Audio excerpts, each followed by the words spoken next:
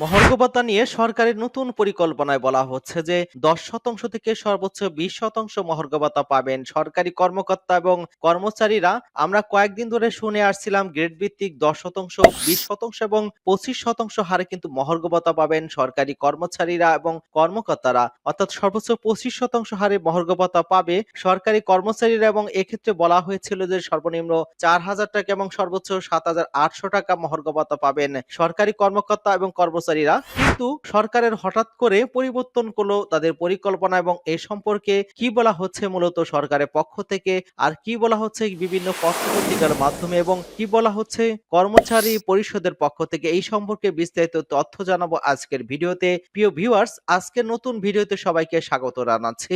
আপনি যদি আমাদের চ্যানেলে নতুন হয়ে থাকেন তাহলে এরকম গুরুত্বপূর্ণ সংবাদের আপডেট পেতে চ্যানেলটি সাবস্ক্রাইব করে রাখুন।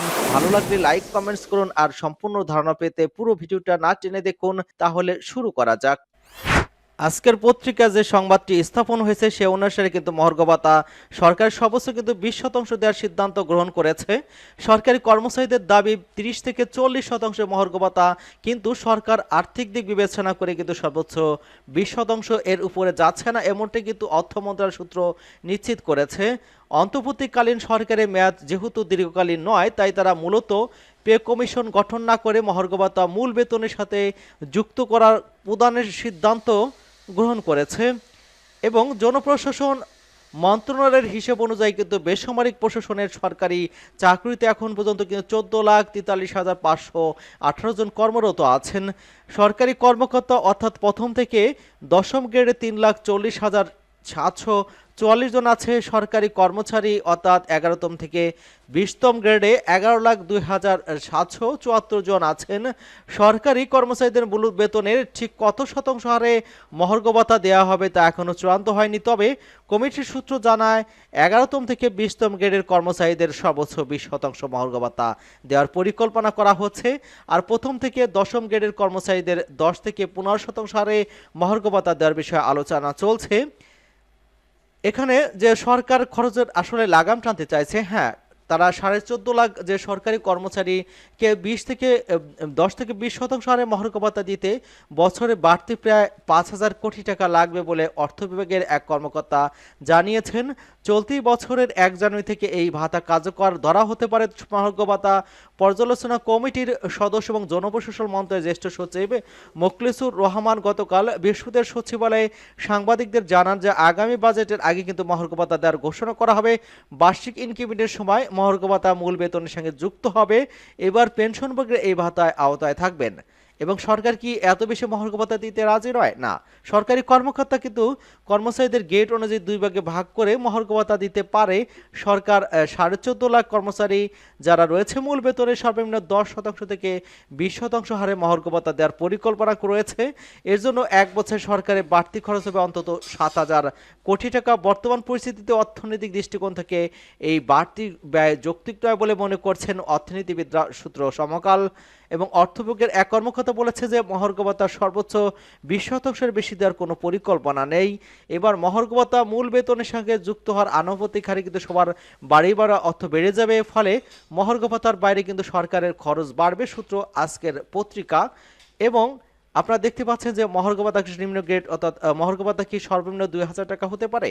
এখানে 1 নম্বর যেটা বলা হচ্ছে সেটা হচ্ছে যে 20 গ্রেডের যারা রয়েছেন সর্বনিম্ন মূল বেতনের 8,250 টাকা রয়েছে তাদের, সেই হিসেবে কিন্তু যদি 20% মহার্ঘ ভাতা দেওয়া হয় সেক্ষেত্রে তারা পাবেন 1,650 টাকা মহার্ঘ ভাতা আসবে। তবে সরকার হয়তো এখানে সর্বনিম্ন 2,000 টাকা বেঁধে দেবে, তাহলে মূল বেতন বেঁধে দাঁড়াবে 10,250 টাকা, এবং সেই অনুসারে বাড়ি বাড়া হবে, এবং সেই অনুসারে কিন্তু এই পরবর্তীতে ইনক্রিমেন্ট হবে।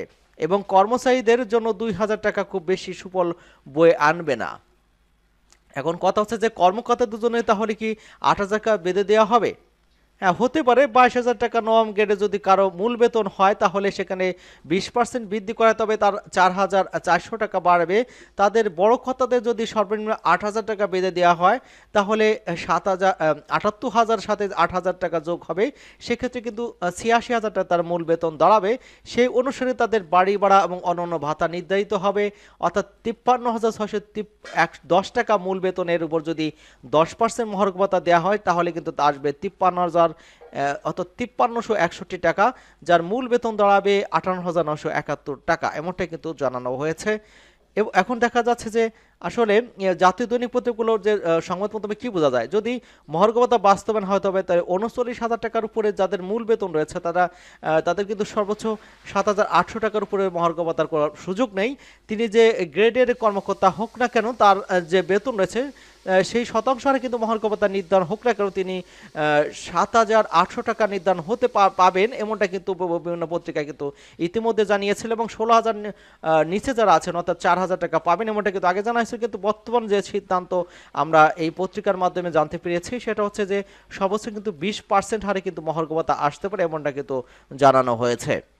এই মহার্ঘ ভাতা যে 20% হারে মহার্ঘ ভাতার পরিকল্পনা রয়েছে, এজন্য কিন্তু এক বছরে সরকারের বাড়তি খরচ হবে অন্তত 7,000 কোটি টাকা। বর্তমান পরিস্থিতির কিন্তু অর্থনৈতিক দৃষ্টিকোণ থেকে এই বাড়তি ব্যয় যৌক্তিক নয় বলে মনে করছে অর্থনীতিবিদরা। সেক্ষেত্রে কিন্তু সরকার ব্যয়ের যে লাগাম সেটা কিন্তু টেনে ধরতে চাচ্ছেন। এবং সর্বোচ্চ কিন্তু মহার্ঘ ভাতা 20% হতে পারে। আগে যেটা শোনা গেছিল 10%, 20% এবং 25%, সেটা থেকে বেরিয়ে আসতে পারে, এমনটা কিন্তু আভাস পাওয়া যাচ্ছে। তা আপনাদের মতামত এই সম্পর্কে কি, যে আসলে মহার্ঘ ভাতা দ্বারা এই মূল্যস্ফীতির যুগে তাদের ব্যয়ভার বহন করতে সক্ষম হবে কিনা, এই সম্পর্কে আপনাদের মতামত কমেন্ট বক্সে লিখে জানান।